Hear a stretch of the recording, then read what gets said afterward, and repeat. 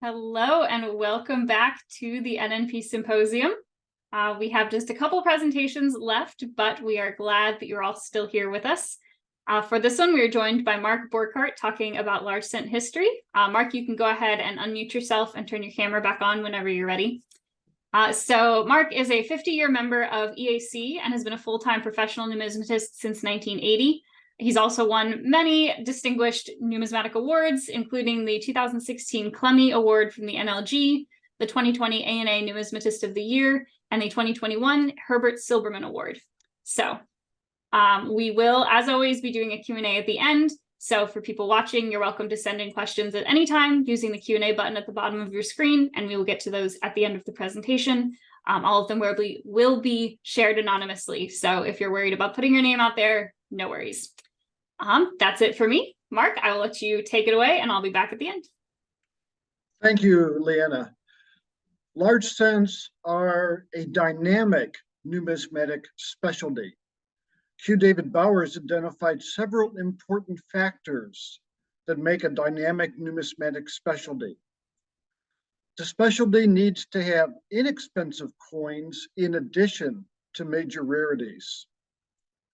The specialty must be interesting to contemplate, offering more than just price and rarity. The specialty must be challenging. In the case of large cents, no one has ever completed a collection of every known die variety. There needs to be an active marketplace. Systems of grading and pricing are essential. Camaraderie and fellowship are also essential, and available information is another important element. Large cents fulfill each of those factors, perhaps explaining their popularity as collectibles for nearly 200 years.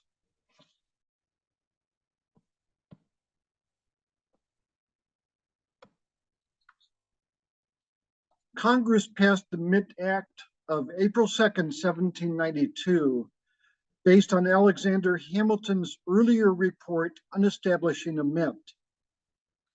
This Mint Act was published in several newspapers, such as the Gazette of the United States that is shown here. Soon afterward, President George Washington appointed David Rittenhouse to the Mint Director's post, and that's when things really started to happen. On the government's behalf, Rittenhouse purchased property, prepared facilities, obtained equipment, acquired raw materials, and hired employees for the operation. The first circulating coin struck at the New Philadelphia Mint were the 1793 change cents. The Amory cents is cataloged as Sheldon 1, as shown here. Mint delivery records show that the change cents were struck during the first several days of March that year. Now, numismatic researchers often discuss delivery records in relation to the early mint, but what were they? These were also known as delivery warrants or as mint warrants. All movement of material inside the mint was tracked with temporary documents known as mint warrants. The details included in those warrants was eventually recorded in permanent mint records, and the temporary documents were destroyed, although a few still exist.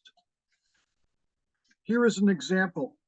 The Mint's treasurer issued warrants to move the material, gold, silver, or copper, to the coiners department, and once the coins were struck from that material, the chief coiner issued warrants to move the finished coins back to the treasurer.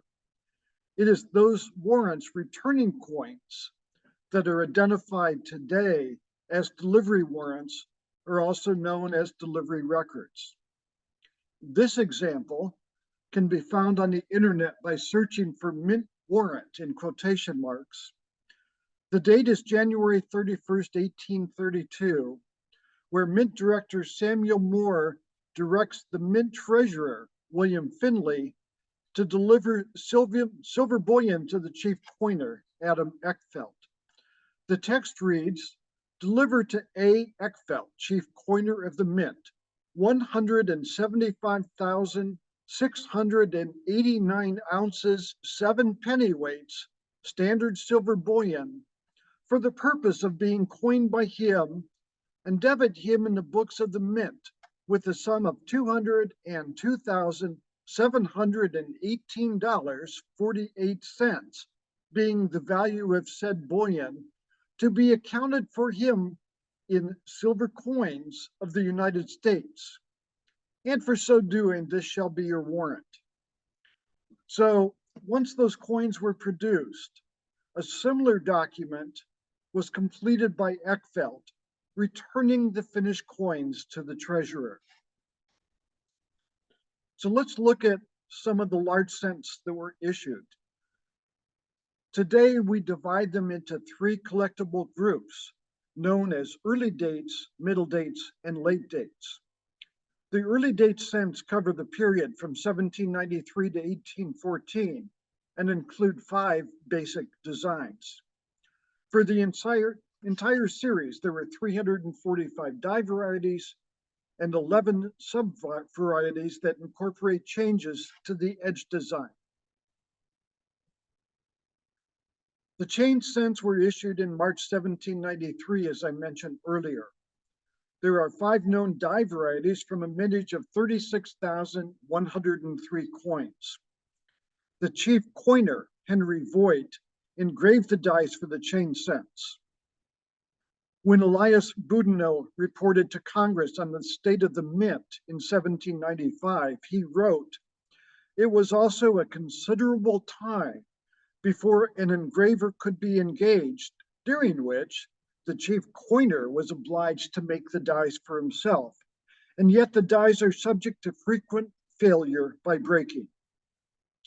The obverse features a head of liberty with the word liberty above and the date below. The reverse displays a continuous chain of 15 links, representing the 15 states at the time these coins were struck. The use of a head of liberty was a compromise, as the initial plan was to feature a likeness of the president at the time the coins were struck. However, George Washington objected to having his portrait on any coins.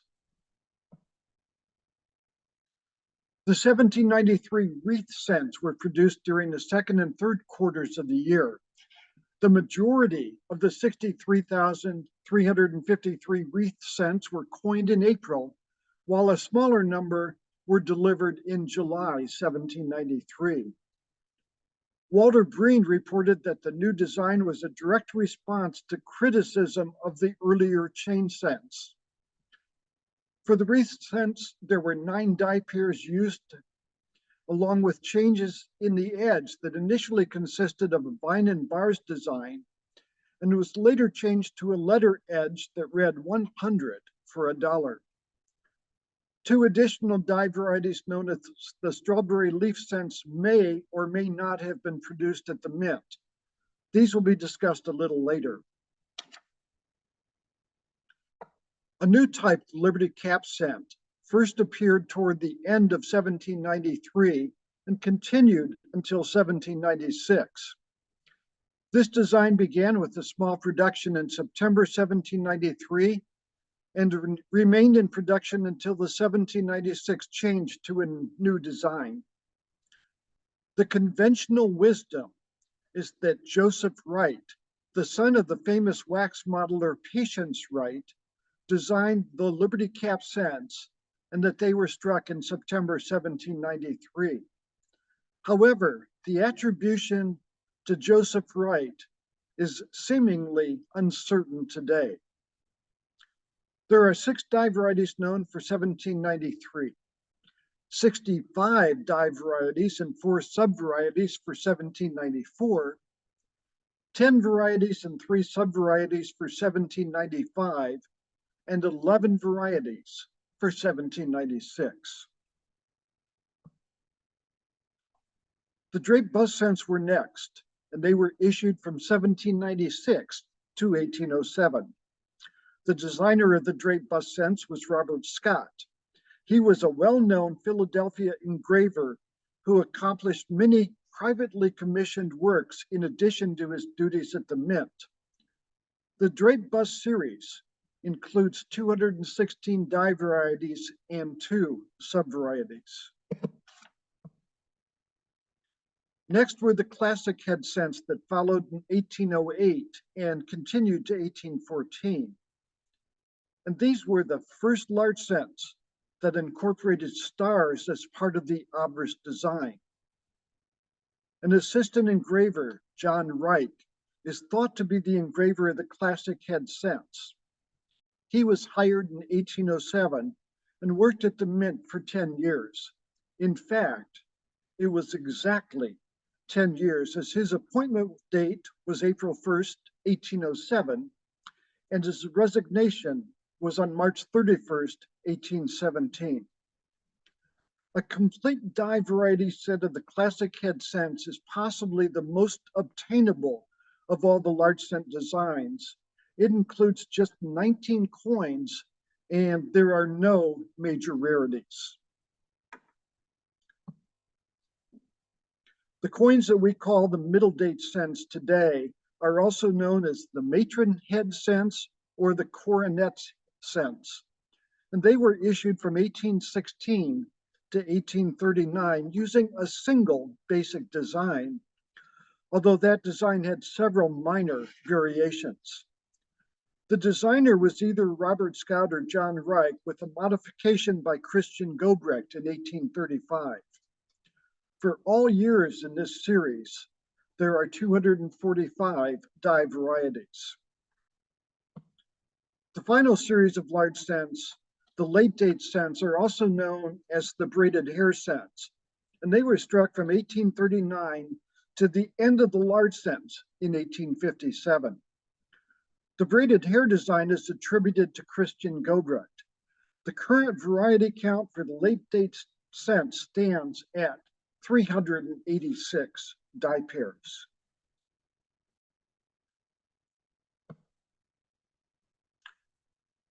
In 1857, the US 1 cent coin underwent a radical change. The earlier cents, known as large cents today, were struck in copper and ranged in diameter from 26 to 29 millimeters. In the late 1850s, the government made the decision to produce a smaller 19 millimeter diameter cent in a new composition, copper nickel. Those coins, known as the Flying Eagle cents, began with experimental and highly collectible examples dated 1856 and continued through 1858. Well, that change to the small cent, the Flying Eagle cent, resulted in the first boom to coin collecting, as the larger cents of the earlier generations were saved by many newly minted coin collectors.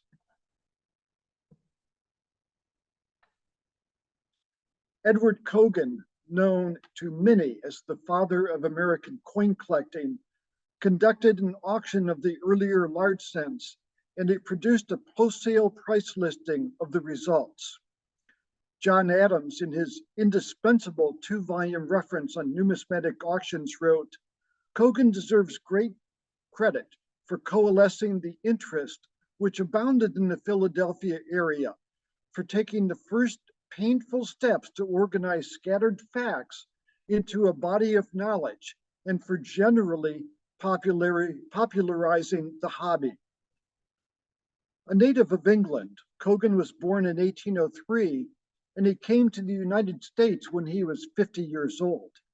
He entered the coin business as a full-time dealer in 1856 and was probably the nation's first full-time professional numismatist. He remained in the business until 1879, when he retired, and he died just 5 years later. Adams expands upon the first 4 Cogan events, and showing here is the first one, the price catalog of large cents that he sold in 1858 and issued later. Adams wrote, "The first 4 sales in the Kogan series are not catalogs in the standard sense. They are later, circa 1861 to 1862, reprints from manuscripts that were only available in Kogan's store. Local patrons used this list to scout for coins of their choice. Bids in these cases were submitted in sealed envelopes, which were all then opened on the appointed day. The early cents from 1793 to 1857 were and are arguably the most popular series among collectors, perhaps due to their low face value and absence of precious metals. Very simply, especially in the mid to late 1800s, a large number of collectors could afford to save a 1-cent coin, while fewer could save dollar coins, and fewer still could save $10 or $20 gold pieces. So how do we identify these important early collectors? Again, we're going to rely on the research of John Adams in part. A highly advanced numismatic literature collector, Adams reviewed nearly every early auction catalog published between 1858 and 1975 to compile his 2-volume reference, United States Numismatic Literature. He reviewed every auction catalog from 35 prominent individuals and companies during the period. He also rated every catalog from A+ to C- overall, and individually rating for 25 specific categories, including large cents. We are showing here a sample from the Adams reference. In this case, the first few catalogs from the Chapman brothers, Samuel Hudson and Henry. Each entry gives the sale dates, the overall rating, the number of auction lots, the number of photographic plates, if any, the principal consigners, and a short narrative of important items in that sale. Adams continued with a comprehensive review of the content of each catalog. Again, examining the Chapman brothers entries, Adams rates the content for 25 categories, including large cents, half cents, colonials, and on and on and on. He wrote that an award of A indicates a collection of the highest quality, while an award of C indicates a collection of at least modest significance to the specialist.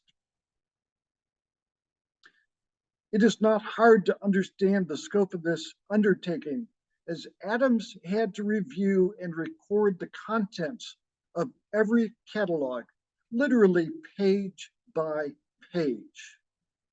Between his 2 volumes, Adams reviewed more than 3,000 individual catalogs. We rely on the Adams reference to identify the most important early large cent collectors, indicated by a rating of A+, A, or A- for the large cent category. In his 2-volume set, Adams assigned an A rating for large cents to 110 categories, or catalogs, including an A+ rating for just 7 catalogs. In September 1910, Thomas Elder offered the Peter Mogi collection. The Mogi catalog includes 42 plates. Adams wrote about this collection, finest knowns in abundance. Peter Mogi was a wholesale grocer in Cincinnati who was born on February 23, 1841, and he died of pneumonia on February 13, 1908. Mogi's parents were born in France. Mogi and his business partner, F.M. Boyer, purchased their grocery business about 1883, and according to Mogi's obituary, they built a mammoth trade in the Ohio Valley. His widow and 5 children survived him. 1 week after his death, the Cincinnati Post reported, when probate court deputy Frank Bale opened the safety deposit vault of the late Peter Mogi, head of the wholesale grocery firm of Coulter and Company, he found what is believed to be one of the finest private coin collections in the country. Although the gathering of rare and valuable coins was his chief delight, it is said that Mogi never showed the collection to anyone except his wife. Later reports state that the Mogi estate was valued at nearly $500,000, or more than $15 million in today's money, and that the coin collection was appraised at $1,639.40. We're not sure who appraised the collection, but in 1910, it realized more than $20,000. The next A+ rating was assigned to another elder sale held just a month later in October 1910, where he offered the collection of Ebenezer Gilbert. Adams described Gilbert's 1794 cents as a landmark, and the catalog featured 4 plates of those cents. I'm showing the first of those 4 plates here. Ebenezer Gilbert is best known in copper circles for his variety reference on half cents, although he also published with Elder a book on varieties of 1796 cents. Gilbert was born in Stamford, New York on July 7, 1835, and died at his home in New York City on January 10, 1922. The next A+ rating, again by Thomas Elder, was the Henry C. Miller collection that Elder sold in April 1917, offering landmark large cents, according to Adams, who noted that the offering included mint state examples of almost every date, plus rare varieties. Henry Clay Miller is best known as the author of the State Coinage of Connecticut book, from where we get Miller numbers that are still used today. The Philadelphia native was born on May 19, 1844, and died on February 6, 1920. He graduated from Williams College and devoted much of his life to the field of education. However, Miller was never married, so he was in a position to pursue his passions. Another sale by Thomas Elder, the John Borckardt sale of June 1935, also received an A+ rating from Adams. Here is a name that may not be familiar to many of today's collectors, but Adams observed that the cent collection of John Borckardt was virtually complete by variety, including possibly the most interesting set of 1794s ever. There were no plates for this catalog, nor were there plates for any other Elder catalog after 1929. So John Borckardt was a grocery salesman whose cent collection rivaled those of George Clapp and Henry Hines. He was born in Berks County, Pennsylvania on August 14, 1849, and he died in Washington, Pennsylvania on May 4, 1933. Howard Newcomb was the next A+ rated catalog. February 1945 saw J.C. Morgenthau offering part 1 of the Howard Newcomb collection, featuring his early dates. The last 2 numismatic sales under the Morgenthau banner were parts 1 and part 2 of the Howard Rounds Newcomb collection. Part 1, as we noted, were the early dates, and Adams wrote, a landmark in the hobby, exceeding in breadth and quality anything auctioned before or since. While some modern era collections have exceeded Newcomb, those comments were certainly true when the Adams reference was published in the early 1980s. Newcomb, who was born in Detroit on December 21, 1877, and died in Los Angeles on January 7th, 1945, was the manager of the Newcomb, Endicott and Company department stores. He is best known in large cent circles for his seminal work on middle and late date cents. He was also the author or co-author of books covering many of the early date cents. Newcomb was an active collector of several other series, including an extensive collection of quarter eagles. Part two of the Newcomb collection were his late date cents. While there is a catalog issued by Morgenthau, the late date cents were sold as a single lot to Floyd Starr, who we will talk about later. The next A+ rated sale was that of Homer K. Downing. The New Netherlands Coin Company handled the 1952 A&A sale in August, and it featured the Downing collection. The auction was conducted jointly with 3 other firms. Homer Kennedy Downing was born in Brazil, Indiana on December 21st, 1877, and died in Los Angeles on January 7th, 1945.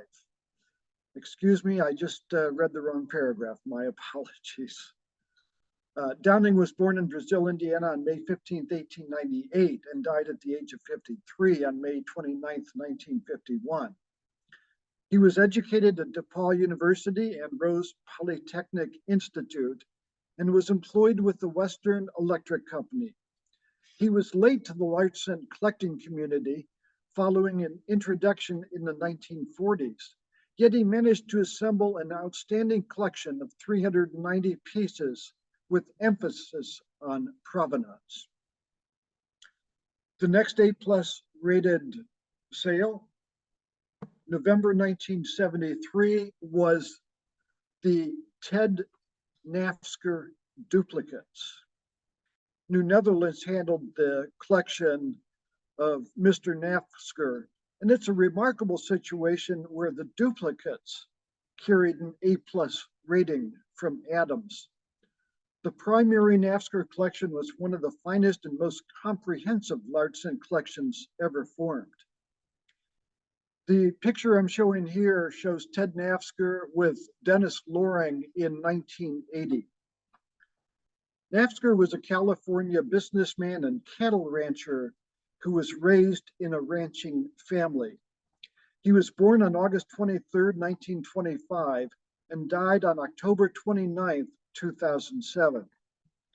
He earned a history degree from Stanford University, and many years later, he earned a master's degree from the University of Southern California. In addition to perhaps the finest large cent collection ever formed, he held an interest in other numismatic specialties. Nafsker was also an avid fisherman who was inducted into the International Game Fishing Hall of Fame in 2002. There was another large cent collection, perhaps the finest collection ever formed, and it never appeared for sale. George Hubbard Clapp, the founder of Alcoa, donated his large cent collection to the American Numismatic Society, with some duplicates going to the Carnegie Institute. He was a native Pennsylvanian. He was born in 1858 and he died on March 31st, 1949. He was a graduate of the University of Pittsburgh and at one time president of the school's board of trustees. Clapp was the founder of the Western Pennsylvania Numismatic Society. As we mentioned, he donated his first line collection to the American Numismatic Society in the late 1940s. He was the author of the United States Cents of the years 1798, 1799, the United States Cents 1804 to 1814, and a co-author with Howard Newcomb of the cents of the years 1795, 96, 97, and 1800.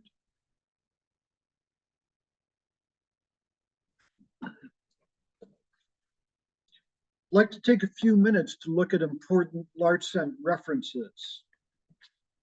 The rise in popularity of large scent collecting certainly generated a need for literature devoted to the series, and collectors are fortunate today for a very wide range of that literature. Beginning about 1870, a large number of books have been published about large scents and their varieties. The list of authors reads like a who's who of numismatics. The important references for today's collectors. I'm starting with Q. David Bowers' The Guidebook of Half Cents and Large Cents. This was published by Whitman in 2015 and is part of the guidebook series that covers nearly the entire spectrum of United States coins. Bowers discusses the history of copper collecting and reports on varieties, populations, and values. If you're a collector who just wants a single book on early copper, this is the one you should have. Dr. William H. Sheldon. He's certainly a controversial figure in numismatic circles today.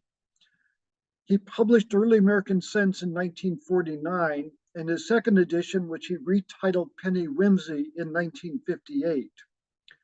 His references catalog all of the early date cents from 1793 to 1814 in one convenient book. Prior to his works, collectors had to acquire several books to adequately cover the early date cents. Sheldon sold his entire collection, including many cents that he stole from the American Numismatic Society, to Ted Nafsker. In his Guidebook of Large Cents, Bowers devotes several pages to the Dr. Sheldon story that he titled or subtitled The Fall of Sheldon. Another controversial figure was Walter Green. His Encyclopedia of Early United States Cents, commonly called Big Blue for its blue cover, discovers the entire series of early cents in depth with historical information, a condition census by Del Bland, and a sprinkling of unfounded speculation. Bowers relates the observations of one individual who stated that probably only about 10% of Green's writings are wrong, but I don't know which 10% that is. Green was another controversial figure on the numismatic scene and another whom Bowers discusses in detail. The late Jack Collins also spoke of Green, writing, Walter was possessed of a very complex personality, as appears to be the case with most geniuses. Bizarre and eccentric personality traits appear to be inherent with being a genius. When it comes to numismatics, Green was a genius without peer. Green was convicted of child molestation in 1989 and given 3 months of probation.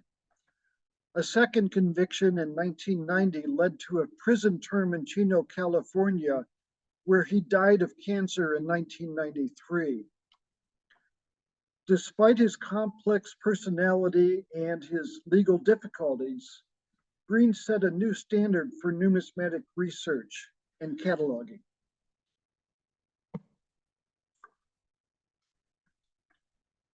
Many years ago, William C. Noyes, Bill Noyes as we know him, began a long-term photographic project that continues today with tens of thousands of large cent photos. Working with John Lusk, he has published the best of those photographs in a series of indispensable large cent references. He started with 2 books, one covering early dates and the other covering the middle dates from 1793 all the way through 1839. And since that time, he has published 6 additional volumes that feature phenomenal photography. Earlier, I talked about Howard Newcomb, who was the author of United States Copper Cents, 1816 to 1857, that Stax published just before Newcomb's death in 1944. There have been later editions, including a Quarterman reprint in the 1980s that had additional information. Newcomb built upon the 19th century work of Frank Andrews to create a detailed reference on the dye varieties of the middle and late date scents. Another author, John Wright, a dear friend of mine, built upon Newcomb's earlier work for the middle date series. His reference, the Scent Book, 1816 to 1839, is more than just an attribution guide. The book was published in 1992 and delves into dye states as well as historical background. For the late dates, the indispensable reference today is Bob Grellman's series from 1840 to 1857. Trying to attribute those by the earlier reference by Newcomb is nearly impossible. A major improvement came when Jules River developed the date reference number system, where he carefully noted the date position of every obverse dye in relation to other design details. The 4 or 6-digit attribution numbers made determining varieties much easier.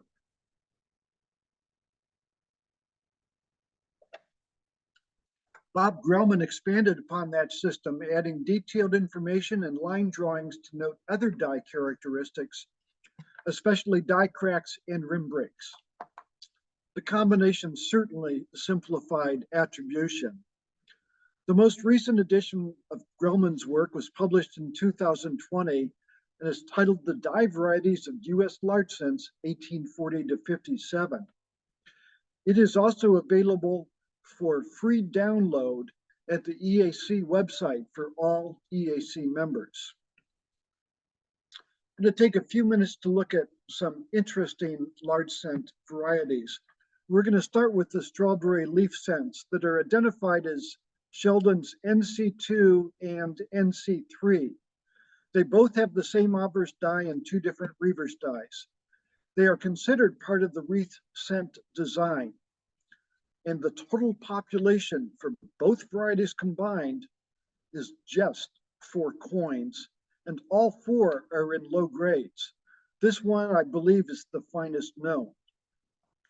In the 19th century, the strawberry leaf scents had various names, including the clover leaf, the laurel blossom, the 4-leaf clover, and the cotton leaf.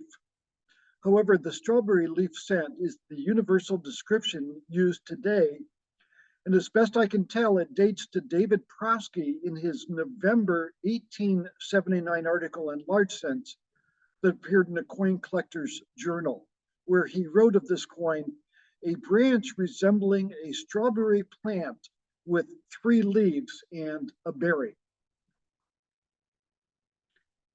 Possibly the most famous large scent variety is the starred reverse.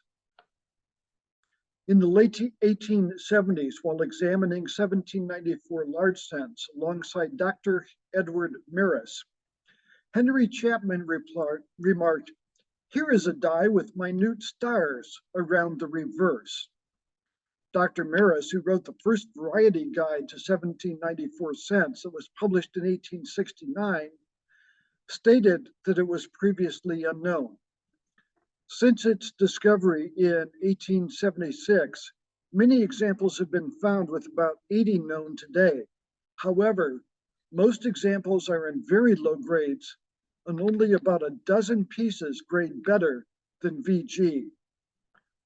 Despite the popularity of this variety that was the subject of a monograph by Pete Smith, we do not know the reason for those 94 stars on the reverse.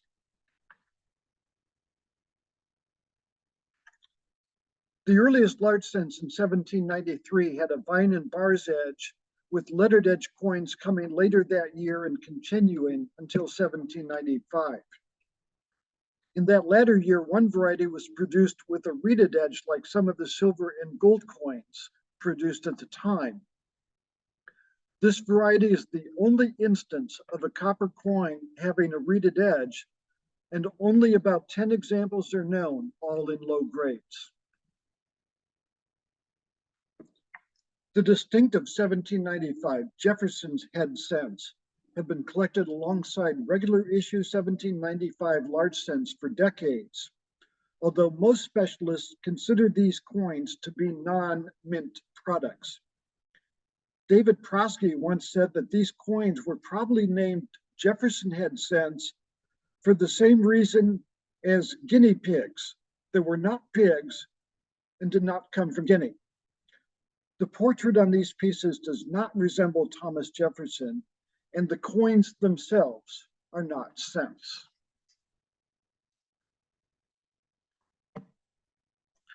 The 1796 Liberty cent is a drape bust variety that has a blundered obverse die that was a result of a simple engraving error.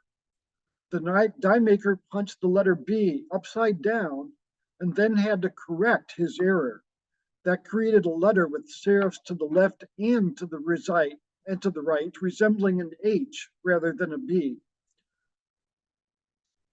This obverse was used with two reverse dies, identified now as Sheldon 103 and Sheldon 104.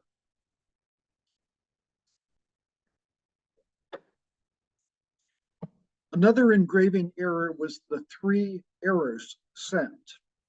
This 1801 variety has the three errors found on the reverse.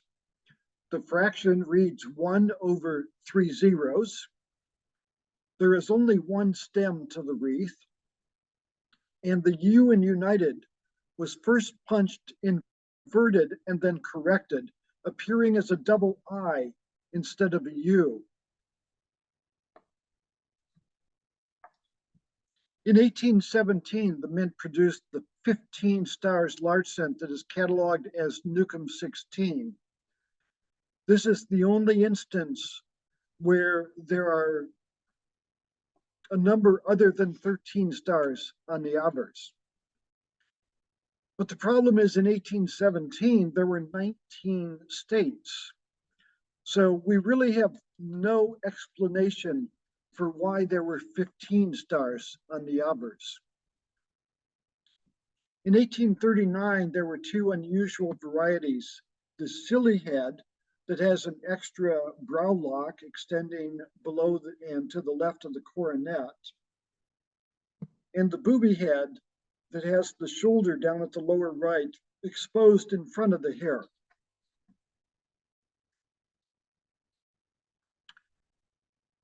In November 1966, Herbert Silberman ran a classified ad in Coin World. And at the bottom of the ad, just above his address, was the statement, "If you collect large cents, please write. We are trying to start a small mail club to trade and discuss this series." That ad was the start of of early American coppers. And here's a photo of Silberman. The first 93 members that joined early American coppers were designated as charter members, and several of those individuals remain active today. The number was chosen to memorialize the first year of large cents in 1793. Early American Coppers held its first membership meeting at New York City's Hilton Hotel on December 28, 1967, with 19 members or guests attending. That get-together has evolved into the annual Early American Coppers Convention, which is now a 5-day affair that begins with an informal gathering on Wednesday evening, continues with a Thursday reception, the Thursday evening happenings, an active bourse floor that typically features to 50 to 70 dealer tables along with exhibits of early copper, an occasional Friday evening event, a Saturday evening closed sale to members only, and a Sunday morning membership meeting. Along the way, educational programs are presented from several of the club's members.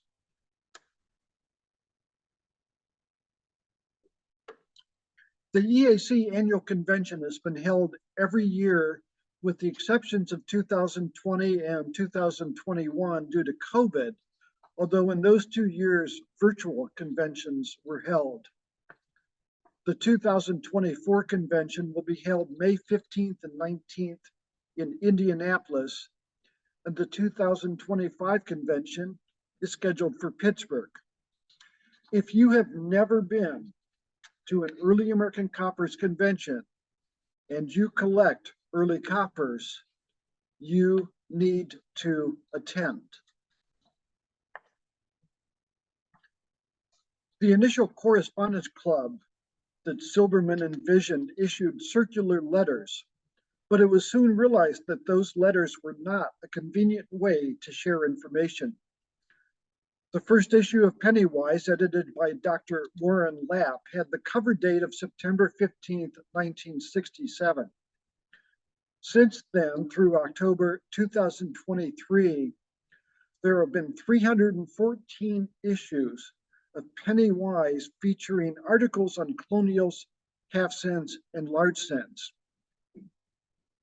The current editor, and only the second editor since 1967, is Dr. Harry Salyers. Initially, Pennywise was issued 6 times a year, with the typical annual volume numbering 300 to 350 pages. Since 2011, Pennywise has been issued quarterly, numbering about 200 pages per year. The lower page count today is due in large part to the internet and the ease of sharing information. However, since the first issue of Pennywise in 1967, the publication has seen 18,000 pages of information about early copper. All issues of Pennywise through October 2020 are available to everyone free of charge on the Newman Numismatic Portal. Those issues from January 2021 through the present issue are available to members on the EAC website. Region 8, another benefit of membership in Early American Coppers, is an email newsletter that is distributed on a regular basis with more than 1,200 emails sent to those who have signed up since the beginning. And if you are an EAC member and have not signed up, I do encourage you to do so. For EAC members, there is also a Facebook page called Copper Notes. You have to go to the EAC website, sign in, and then you can be invited to join the Facebook group. It's another group with great information that's shared on a regular basis. And there are also other Facebook groups for half cents and large cents that are worth joining as well. I want to talk briefly about David Garvin. The late David Garvin was an active EAC member who donated his large cent collection to be sold at the 2005 annual sale.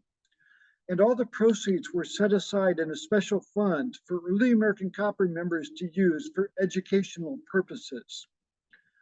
Grants of varying amounts, but usually either $500 or $1,000, are provided upon application from any member to defray the cost of an educational or research project. That can even include trips to a coin convention, a museum, or as EAC member Jason Geeson recently reported, to attend the ANA summer seminar. There are only 2 requirements. You have to be a member for at least 1 year, and you have to submit an article to Pennywise afterward about how you used the grant. I'm going to talk very briefly about some of the collectors of the modern era. These are collections that have sold or been assembled after John Adams published his book on numismatic literature, and they would probably receive an A+ rating today. Charles Douglas Smith, who was known as Doug, believed that a collector cannot appreciate a coin until he has owned it for a third time. A resident of Brooklyn, New York, and employed in the railroad business, Smith was born on June 17, 1914, and died on September 20th, 1999. He began collecting in 1947 with guidance from Palmer Downing and William Sheldon. He assisted Stax with cataloging several important collections from the 1950s to the 1980s, including the Floyd Starr collection.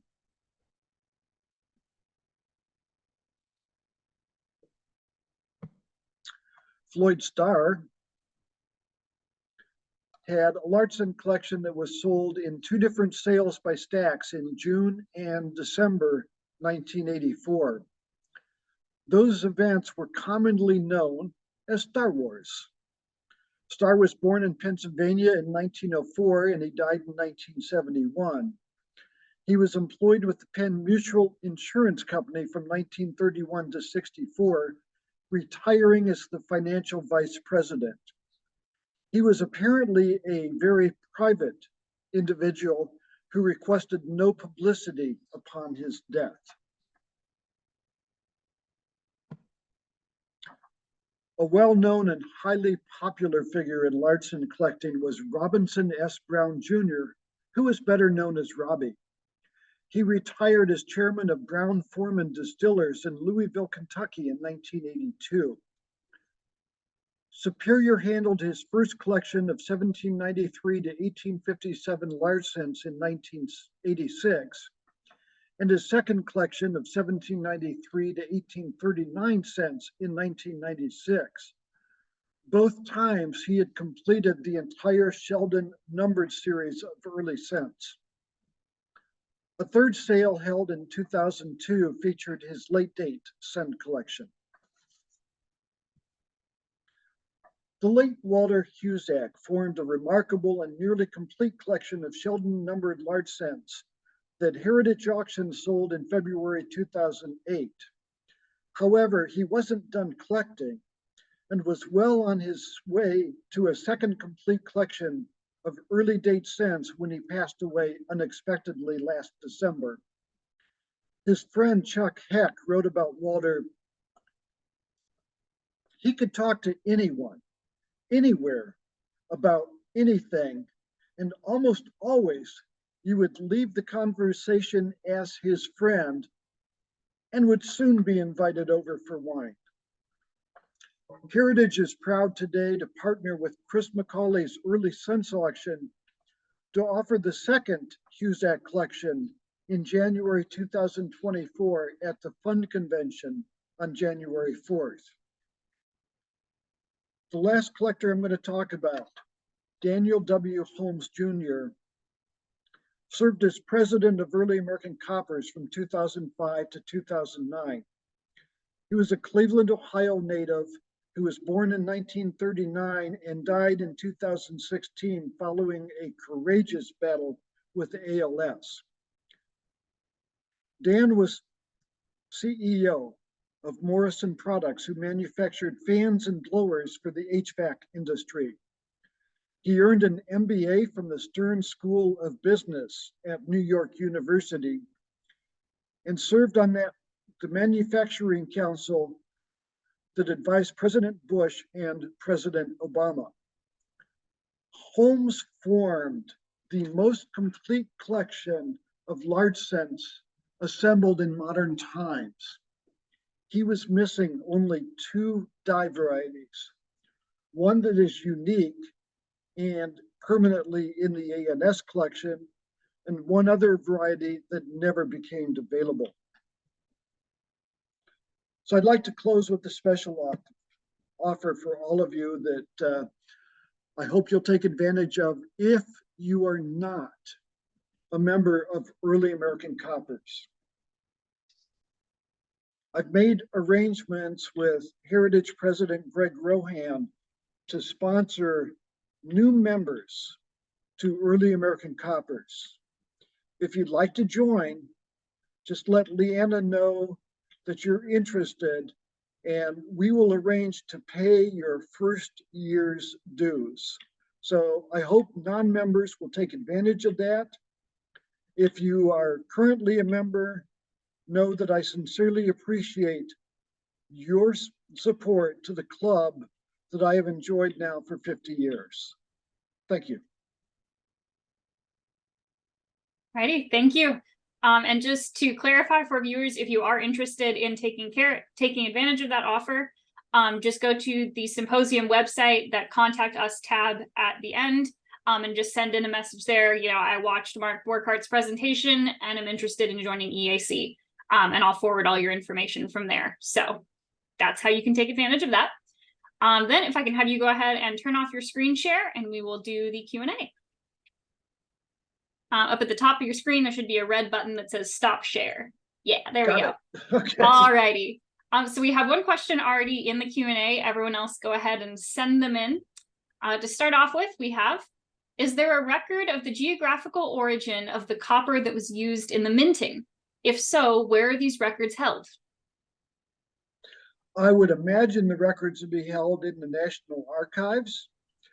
We know that some of the earliest copper for the 1793 cents, for example, came from local sources. There were actually newspaper advertisements in 1792 and 1793 stating that the US Mint was purchasing copper. So for the earliest cents, local sources. Years later, a lot of the copper was actually imported from Great Britain and from Wales. There were a couple companies in Great Britain that were providing copper planchets or sheets of copper to the US Mint to produce large cents. All righty. How many Sheldon non-collectible varieties are known? How many are known? Yes. That's an interesting question. There are a little over 50 varieties that are called non-collectibles, I believe. I'd have to sit down and count exactly. How many are known? I don't know. Certainly several hundred. There are 11 non-collectibles in 1794, and those are probably the rarest. Most of those are just a handful. In some cases, they are still unique today. In other cases, there might be 3, 4, 5, or 6 known, but they're all extremely rare. Some of the later non-collectibles, once you get into 1801, well, 1800, 1801, 1802, in some cases, there can be 2 or 3 dozen known for those individual varieties. So how many total population-wise? I'd have to actually pull out a book and count.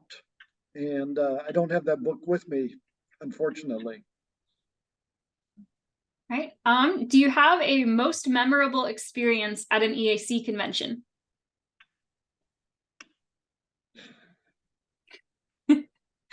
Well, most memorable. All right. Let's start with 1977. The EAC convention was held in Chicago, the first time in Chicago for the convention. I was a college student at the time.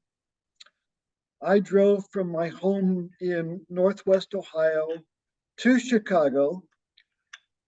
I parked my car in the parking garage right next to the convention hotel. Went inside, that was on Friday. I went inside, attended the convention through Sunday, and when it was time to go home Sunday afternoon, I could not get into the parking garage. And that is when I saw the sign that said that the parking garage was closed on Sundays. And the problem with that is that I had a final exam for my math class on that Monday morning. So I had to get a hold of the math professor and explain to him why I couldn't be there for the exam, thinking, okay, he's not going to believe this one. But he replied that the same thing had happened to him several years earlier in Dayton, so that he understood. And when I got back into town, I could come to his office and take the exam, which I did. And don't ask me what grade I got because I don't remember. So that was probably one of the most memorable.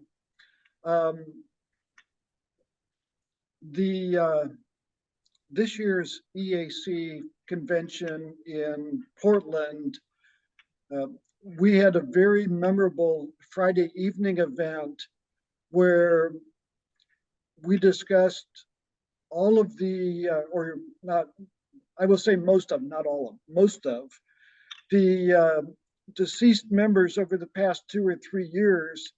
We just shared stories about them. And that was a very enjoyable evening. All right. The person who asked the question enjoyed your story. All right. If you were crazy enough to start a large scent collection today, which mini series or style would you collect, assuming that you are not a millionaire? Okay, well, I think I already answered that question earlier during my talk. The classic head scents issued from 1808 to 1814. There were only 19 dye varieties of that design, and none of them are rare. If you're going for lower grade pieces, you could probably put the entire set together for, I'm going to say a decent quality set for, say, less than $10,000 for the entire collection. So that's probably maybe a good place to start. Otherwise, what I would recommend for anybody that's interested in collecting large scents, start with a typeset. Get one of each design. Maybe not the chain scent right away because those get to be expensive, but maybe start with a wreath scent, which is a little bit more affordable. Get a Liberty Cap scent, a drape bust, a classic head. Get one of each type, each design. Then go from there and maybe try next to get one of every date. And if you get every date or most every date, $17.99 will be a little difficult because that's key. After that, then you can pull out your red book and get one of every major variety, like the 3 years large scent of 1801, for example. So that's probably the way I would start. Makes sense. All right, we have one more in the Q&A for now. So anyone else, go ahead and send your questions in, or this will be what wraps this up. What is the best reference for early date scents? The best reference for early date scents, I'm kind of partial to Walter Breen's Encyclopedia of Early U.S. Large Scents. I guess I'm partial to that because I'm actually the person that edited it and saw it through to completion. So it's got my name on the cover. For general collecting though, and it's more than just early date scents, but I highly recommend the Whitman Bowers guidebook to have scents in large scents. It is for a single reference, it is really exceptional. All righty. Then there isn't anything else in the Q&A for now, so I believe that will wrap us up. Thank you so much for taking the time out to present. I know you're traveling, so thank you for working us into your schedule. Always happy to have you. My pleasure. All right, then we will have one more presentation left today. We've got Bob Bear closing out the symposium with Big, Bold, and Beautiful, England's 1839 Una and the Lion coins. So that one will be starting at 6:30. So I encourage everyone to go attend that one and close us out with a bang. Otherwise, thank you all so much for participating, and we look forward to being back for next year's NNP Symposia. Thank you.